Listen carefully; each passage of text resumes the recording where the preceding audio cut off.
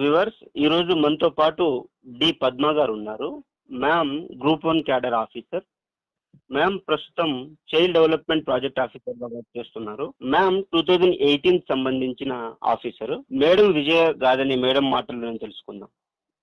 Welcome to Unacademy once again ma'am. Ma'am మీ నేపథ్యం చెప్పండి మ్యామ్, మీ ఫ్యామిలీ బ్యాక్గ్రౌండ్, ఎడ్యుకేషన్ బ్యాక్గ్రౌండ్. నా ఎడ్యుకేషన్ బ్యాక్గ్రౌండ్ వచ్చేసి నేను ఎంఎస్సీ ఎంఏ బీఎడ్ చేశానండి. నేను డిగ్రీ వరకు రెగ్యులర్గా చదివాను. MSc botany distance education, MA sociology కూడా డిస్టెన్స్ ఎడ్యుకేషన్ చేశాను. బీఎడ్ రెగ్యులర్గా నేను అక్కడ తిరుపతి పద్మావతి యూనివర్సిటీలో చేశానండి, తిరుపతి. ఇది నా ఎడ్యుకేషన్ బ్యాక్గ్రౌండ్. ఫ్యామిలీ బ్యాక్గ్రౌండ్ నేను మా బ్రదర్స్ మేము అందరం కూడా మా నాన్నగారికి మేము ముగ్గురం అండి. మా ఇంట్లో ముగ్గురం కూడా గవర్నమెంట్ ఎంప్లాయీస్ని. మ్యామ్ ఈ గ్రూప్ 1 కి ఎలాంటి పుస్తకాలు చదవాలి మ్యామ్? కొన్ని బుక్స్ లిస్ట్ చెప్తారా మా ఆస్పిరెంట్స్? బుక్స్ అంటే నేను ఫస్ట్ ఆఫ్ ఆల్ మాకు వచ్చేసి నేను ఎంఏ సోషాలజీ రిలేటెడ్గా నేను ఈ గ్రూప్ 1 ఎగ్జామ్ రాశానండి. ఇప్పుడు నేను రాసినటువంటి చైల్డ్ డెవలప్మెంట్ ప్రాజెక్ట్ ఆఫీసర్లో ఎవరైతే గ్రాడ్యుయేషన్లో సోషాలజీ కానీ సోషల్ వర్క్ కానీ ఫుడ్ న్యూట్రిషన్ చేసిన వాళ్ళకు ఎలిజిబుల్ ఉంది. సో నేను బుక్స్ విషయానికి వచ్చేసరికి మాకు ఫస్ట్ టైం ఇందులో మనకి గ్రూప్ 1 రిలేటెడ్, గ్రూప్ 1లో ప్రిలిమ్స్ ఎగ్జామ్ మనకు ప్యాటర్న్ ఏదైతే ఉందో మాకు ఫస్ట్ పేపర్ సేమ్ యాజ్ అదే ప్రిలిమ్స్ ఎగ్జామ్ మాకు. ఇందులో నేను అంతకుముందు ఫస్ట్ గ్రూప్ 2 ఎగ్జామ్ ప్రిపరేషన్లో ఉన్నానండి. గ్రూప్ 2 ఎగ్జామ్ ప్రిపరేషన్లో గ్రూప్ 2 అప్పుడు ఆగిపోయింది. 2016లో గ్రూప్ 2 రాశాను, దానికి కూడా సెలెక్ట్ అయ్యాను. తర్వాత ఆ ఓరియంటేషన్లోనే నెక్స్ట్ మళ్ళీ మనకి ఇంకా CDPO నోటిఫికేషన్ వచ్చింది. నెక్స్ట్ CDPO నోటిఫికేషన్లో నాకు జాబ్ వచ్చిందండి. అటెంప్ట్లో ఇది గ్రూప్ 1 అనేది నేను దీన్ని సెలెక్ట్ చేసుకోవడం జరిగింది. ఇందులో మనకి హిస్టరీ వచ్చేసి నేను బి ప్రకాష్ సర్వీస్ ఫాలో అయ్యాను. పాలిటీ మన కృష్ణారెడ్డి సార్ది. తర్వాతకి తెలంగాణ మూవ్మెంట్ వచ్చేసి రాజ్ సిరీస్, తర్వాత వేరే వి ప్రకాష్, రెండు చదివానండి నేను. తర్వాత మా మిగతా జాగ్రఫీకి నక్షత్ర పబ్లికేషన్. కరెంట్ అఫైర్స్ వచ్చేసి నేను మన shine India current affairs follow అయ్యాను. షైన్ ఇండియా అండ్ మన వివేక్, ఈ రెండు ఫాలో అయ్యేదాన్ని. నెక్స్ట్ కరెంట్ అఫైర్స్ మాత్రం daily news paper compulsory follow అయ్యేది. ఎడిటోరియల్ పేజ్ ఖచ్చితంగా నేను చదివేదాన్ని. కరెంట్ అఫైర్స్ రిలేటెడ్ నేను చదివేటప్పుడు అది పాలిటీ రిలేటెడ్ కరెంట్ అఫైర్స్ కానీ హిస్టరీ రిలేటెడా ఎకానమీ రిలేటెడా అవి నేను చూసుకొని వెంటనే దాని రిలేటెడ్ టాపిక్ దగ్గర నేను నోట్ డౌన్ చేసుకునేదాన్ని. ఎందుకంటే మనకు మారుతున్న నవే డేస్ లో మనకి ఎగ్జామ్ ప్యాటర్న్ అంతా కూడా చేంజ్ అయింది. అంతా current related history, current related polity, current related ఎకానమీకి ప్రయారిటీ ఇవ్వడం జరుగుతుంది. కాబట్టి మనం కరెంట్ అఫైర్స్ ఎప్పుడైతే చదువుతామో ఆ పాయింట్స్ మనం వెంటనే దాని రిలేటెడ్ టాపిక్స్ లో నోట్ డౌన్ చేసుకునే వాళ్ళం. అలా నేను బాగా నాకు చాలా అడ్వాంటేజ్ అయింది అలా రాసుకోవడం వల్ల. మేడం సిలబస్ ని ఏ విధంగా ప్లాన్ చేసుకోవాలి మేడం? అంటే ఒక గ్రూప్ 1 స్థాయి ఎగ్జామ్ ని క్లియర్ చేయాలి అంటే ఎలాంటి ప్రణాళిక ఉండాలి, ఎలాంటి స్ట్రాటజీ ఉండాలి? సిలబస్ అంటే ఫస్ట్ మనము సిలబస్ అంతా కూడా చదువుకోవాలండి. ఫస్ట్ ఏది కూడా హార్డ్ వర్క్ లేని స్మార్ట్ వర్క్ అనేది మనం ఎక్స్పెక్ట్ చేయొద్దు. అందరూ అంటారు స్మార్ట్ వర్క్ చేయాలి అనేది. నా ఉద్దేశంలో ఫస్ట్ హార్డ్ వర్క్ చేస్తేనే కదా స్మార్ట్ వర్క్ వచ్చేది. హార్డ్ వర్క్ చేయండి మనం స్మార్ట్ వర్క్ అనేది యూజ్ చేయొద్దు అనేది నా ఉద్దేశం. సిలబస్ ఫస్ట్ మనం ఎకానమీ తీసుకుంటే ఇండియన్ ఎకానమీ పర్ఫెక్ట్ అవ్వాలి. డైలీ నేను 2 సబ్జెక్ట్స్ పెట్టుకునేదాన్ని అండి. 2 సబ్జెక్ట్స్ నాకు ఫస్ట్ పెట్టుకున్నప్పుడు నాకు ఒక్కొక్క టాపిక్ కంప్లీట్ చేయడానికి ఎక్కువ టైం పట్టేది ఫస్ట్ రీడింగ్ లో. అలా నేను ఫస్ట్ అన్ని మనకి చాలా నెంబర్ ఆఫ్ మనకు గ్రూప్స్ అనేది చాలా వ్యాస్ట్ సిలబస్ కాబట్టి మనం అన్ని సబ్జెక్టులని ఒకేసారి పెట్టుకోకుండా మార్నింగ్ ఒకటి ఈవినింగ్ ఒకటి పెట్టుకునేది. ఎర్లీ మార్నింగ్ మాత్రం కరెంట్ అఫైర్స్ 8 వరకు, మార్నింగ్ 9 వరకు ఓన్లీ కరెంట్ అఫైర్స్. తర్వాత 9 to 1 వరకు హిస్టరీ కానీ ఎకానమీ ఏదో ఒక సబ్జెక్ట్. ఆఫ్టర్నూన్ సెక్షన్ ఒక సబ్జెక్ట్. అంటే డైలీ నేను 2 సబ్జెక్ట్స్. కరెంట్ అఫైర్స్ ఇది రెగ్యులర్ గా ఉండేది నా ప్రిపరేషన్ లో. ఇలా నేను 2 సబ్జెక్ట్స్ కంప్లీట్ అయిన తర్వాత నెక్స్ట్ అనదర్ 2 సబ్జెక్ట్స్.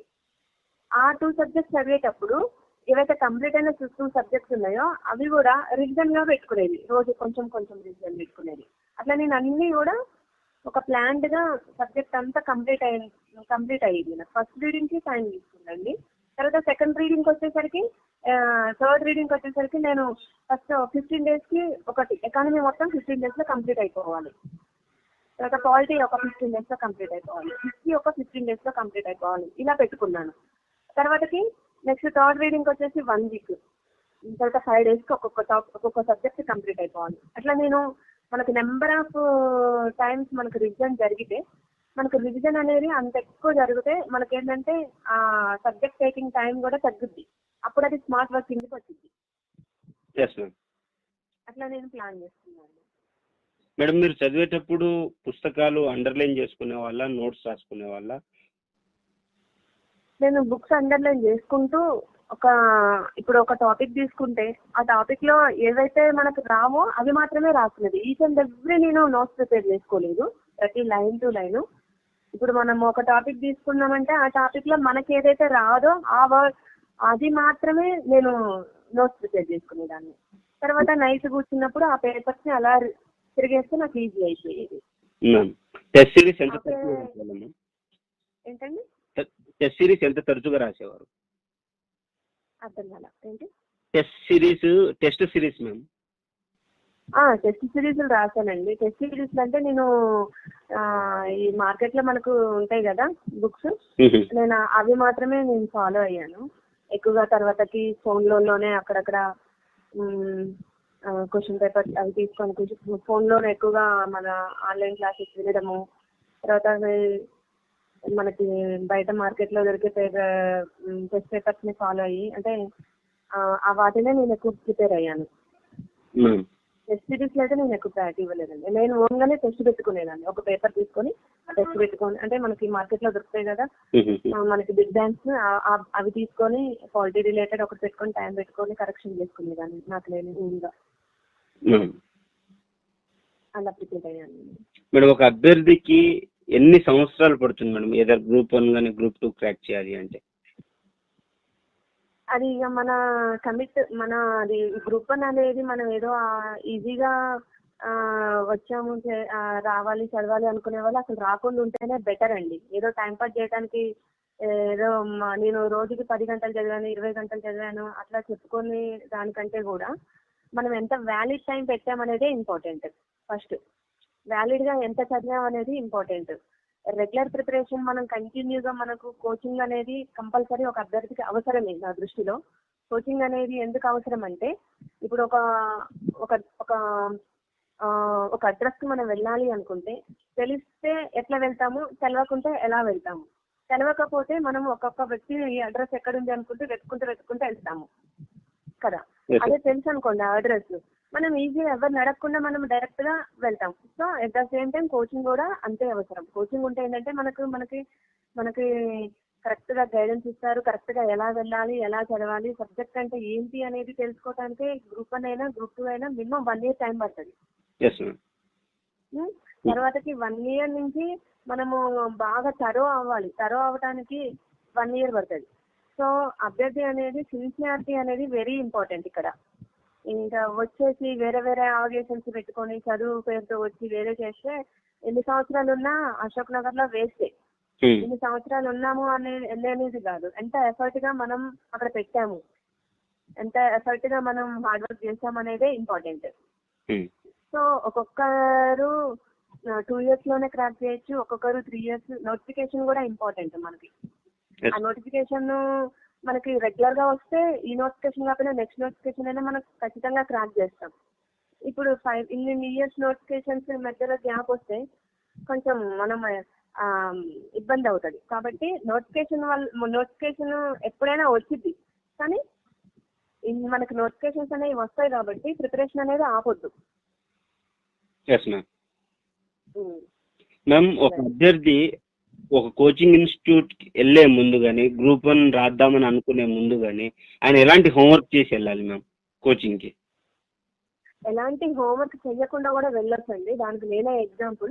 అంటే నాకు ఫస్ట్ నేను గ్రూప్స్ కొట్టాలి అంటే నాకు ఇంకేం తెలియదు, ఏం సిలబస్ ఉంటుంది, నాది అసలు సైన్స్ బ్యాక్గ్రౌండ్, నాకు అసలు ఆర్ట్స్ హిస్టరీ ఏంటో తెలియదు, ఎకానమీ ఏంటో తెలియదు, పాలిటీలో అసలు అవి యాక్ట్స్ ఏంటి, ఆర్టికల్స్ ఏంటి, ఆ రాజ్యాంగ సవరణ, నాకు అసలు ఇలాంటి పదాలకు అర్థం కూడా తెలియదు అసలు చెప్పాలంటే. నేను ఎంటర్ అయ్యే టైంకి జస్ట్ నా మైండ్ లో నేను గ్రూప్ 1 ఆఫీసర్ అవ్వాలి అంతే.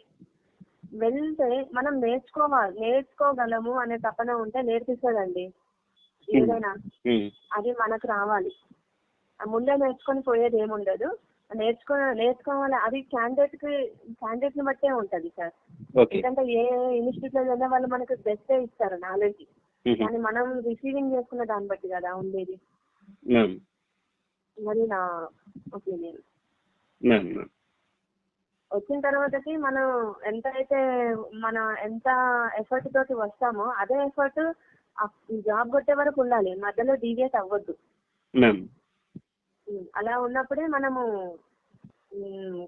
ఈ నవేడేస్ లో జాబ్ కొట్టగలము. మేడం ఏ విధంగా మోటివేటెడ్ గా ఉండాలి మ్యామ్? అంటే మనము ఈ యుక్త వయసులో చాలా డీవియేషన్స్ వస్తూ ఉంటాయి ఒక ఆస్పిరెంట్ కి. సో ఆ ఎలాంటి డీవియేషన్స్ వస్తాయి, వాటిని ఏ విధంగా అధిగమించాలి? అంటే ఇప్పుడు మనకి ప్రతి ఒక్కరికి ఏదో ఒక పాయింట్ ఆఫ్ వ్యూలో ప్రాబ్లమ్స్ ఉంటానే ఉంటాయి, ఫ్యామిలీలలో కానీ వాళ్ళ పర్సనల్ ఇష్యూస్ లో కానీ ఏదన్నా ఉండొచ్చు. కానీ మనకి రెండే కనపడాలి, ప్రాబ్లమ్సా కెరియరా, ఈ రెండే ఇంపార్టెంట్. ఇప్పుడు మనం ప్రాబ్లమ్స్ ని సాల్వ్ చేసుకునే కెపాసిటీ అంటే ఇప్పుడు ప్రాబ్లమ్స్ అన్ని పోతే మన కెరియర్ మిస్ అవుతుంది, దీని మీద మనం ఫోకస్ పెట్టలేము. మనం కెరియర్ అనుకోండి, కెరియర్ మీద మనం ఫోకస్ పెట్టకపోతే నోటిఫికేషన్లు కళ్ళ ముందే వస్తాయి, కళ్ళ ముందే మన ఫ్రెండ్స్ కొట్టుకుంటారు, కళ్ళ ముందే నోటిఫికేషన్లు వెళ్ళిపోతాయి. ఫస్ట్ ఒకటి కెరియర్ మీద కాన్సన్ట్రేట్ చేసినట్లయితే ఆటోమేటిక్ గా ప్రాబ్లమ్స్ సాల్వ్ అయిపోతాయి. మనం ప్రాబ్లమ్స్ కోసం స్పెషల్ గా ఎఫర్ట్ పెట్టాల్సిన అవసరం లేదు. ఓన్లీ మనం కెరియర్ ని ఎంచుకోవాలి. కెరియర్ కోసం అక్కడ ప్రాబ్లం ఎన్నెన్నో ఉండనియండి, మన కళ్ళ ముందు మన కెరియరే కనపడాలి. మనకి ప్రాబ్లమ్స్ ఎంతైతే ఉంటాయో మనం ఇంకంత స్ట్రాంగ్ అవ్వాలి. అంతేగాని మనము ఉన్నాయి ప్రాబ్లమ్స్ అని బాధపడుకుంటూ ఉంటే టైం పోతుంది. టైం పోయింది అంటే టైం తిరిగి రాదండి. కాబట్టి బాధపడుకుంటూ టైం వేస్ట్ చేసుకునే దానికంటే చదువుకుంటే అదేదో ఆ ఎఫర్ట్ చదువు మీద పెడితే మీకు 4 కొత్త విషయాలు తెలుస్తాయి, సబ్జెక్ట్ పెంచుకున్న వాళ్ళం అవుతాము. ఫస్ట్ మనము జాబ్ ని కొట్టాలి అనే కాకుండా బెస్ట్ అటెంప్ట్ ఇవ్వాలి, అట్లా మనం ప్రిపేర్ అవ్వాలి. ఇప్పుడు మనం ఒక గ్రూప్ 1 ఎగ్జామ్ రాస్తున్నాము అంటే నేను ఖచ్చితంగా గ్రూప్ 1 కొడతాను అనే దాంట్లో కంటే నేను ఆ ఎగ్జామ్ కి బెస్ట్ అటెంప్ట్ ఇవ్వాలి అనేటట్టుగా మనం చదవాలి, బెస్ట్ ఎఫర్ట్ ఇవ్వాలి, అలా ప్రిపరేషన్ ఉండాలి. సో ఇప్పుడు పుస్తకాలు చదువుతూ వాటిని మాక్సిమం రివిజన్ చేయాలి, పట్టుదలతో ఉంటే సాధించవచ్చని మీరు అంటున్నారు మ్యామ్. ఇంకా మా అభ్యర్థులకు ఏం చెప్తారు మేడం? ఎలాంటి సలహాలు సూచనలు ఇస్తారు ఎగ్జామ్ క్రాక్ చేయడానికి? అదేనండి, మనకి ఇప్పుడు ఈ కోవిడ్ టైం అనేది కూడా very important to us. Because ఈ కోవిడ్ లో చాలా మంది కూడా నోటిఫికేషన్ రావు, అది రావు, ఇది రావు అనేది అదొక వీక్ మైండెడ్ మెంటాలిటీ వాళ్ళు అనుకుంటారు. మనకి ఖచ్చితంగా గవర్నమెంట్ కి ఎంప్లాయర్స్ అవసరమే, గవర్నమెంట్ కంపల్సరీ నోటిఫికేషన్ చేస్తుంది. మనకి ఖచ్చితంగా మనకు అనుకున్న దానికన్నా ఎక్కువ పోస్టులు పడతాయి. కాకపోతే కొంచెం లేట్ గా జరగవచ్చేమో కానీ నోటిఫికేషన్ ఎంప్లాయీస్ లేకుండా గవర్నమెంట్ గెట్ అని అవ్వలేదు కదా, ఖచ్చితంగా పడింది. కాబట్టి ఈ టైంలో ఎవరైతే వాళ్ళ ధైర్యాన్ని కోల్పోకుండా చదువుకుంటారో వాళ్ళు విన్ అవుతారు. దీన్ని నెగిటివ్ గా తీసుకొని ఇంకా నోటిఫికేషన్ రావు అనుకున్నారు వాళ్ళు లూజే అవుతారు. ఇంకొకటి ఏంటంటే మనకి ఏదైనా ఇప్పుడు మనం ఒక పరుగులో ఉన్నాము, ఈ ఎడ్యుకేషన్ అనేది ఒక పరుగు. బాగా చదివిన వాడు ఒక్క నిమిషం వెనక్కి తిరిగి చూసుకున్నా వెనుకున్నాడు ముందుకు వెళ్ళిపోతాడు పక్క. ఇప్పుడు మన రన్నింగ్ రేస్ నే చూసుకుంటే 20 సెకండ్ లో 100 మీటర్స్ అంటాము. అక్కడికి దాకా వెళ్ళినప్పుడు ఇంకా అతను రీచ్ అవుతాడు అన్నాక నా వెనక ఇట్లా జస్ట్ ఒక్క సెకండ్ వెనక్కి చూసినా చాలు వెనకడు క్రాస్ చేసిపోతాడు కదా. So at the same time ఇప్పుడు మనకి ఇది కూడా అలానే, ఈ టైం కూడా చాలా మనకి మంచి టైం, దీన్ని యూజ్ చేసుకోవాలి. మనకి ఆన్లైన్ లో మనకి బెస్ట్ ఉన్నాయి క్లాసెస్, అవి వినొచ్చు. మనకి ఈచ్ అండ్ ఎవ్రీ మనకు ఇప్పుడు మనకి చాలా ఉంది ఇన్ఫర్మేషన్, ఎలా అంటే అలా తీసుకోవటానికి. అలా అని ఎక్కువ ఇన్ఫర్మేషన్ తీసుకొని అంతా మైండ్ పాస్ చేసుకోకండి, వ్యాలిడ్ ఇన్ఫర్మేషన్ తీసుకోండి. అదే ఎక్కువ టైమ్స్ రివిజన్ చేయండి. ఎక్కువ నెంబర్ ఆఫ్ టైమ్స్ రివిజన్ చేయడం వల్ల మనలో థింకింగ్ లెవెల్ అనేది కూడా మారుతుంది. ఆ సబ్జెక్ట్ని అర్థం చేసుకునే లెవెల్ కూడా మారుతుంది. అనలిటికల్ థింకింగ్ ఆటోమేటిక్గా ఇంప్రూవ్ అవుతుంది. ఎక్కువగా నెంబర్ ఆఫ్ టెస్ట్లు రాయండి, ఎఫర్ట్ పెడితే ఖచ్చితంగా సక్సెస్ అవుతాం. Thank you so much ma'am, మీ విలువైన సమయం కేటాయించినందుకు. థ్యాంక్ యూ అండి. Unacademy.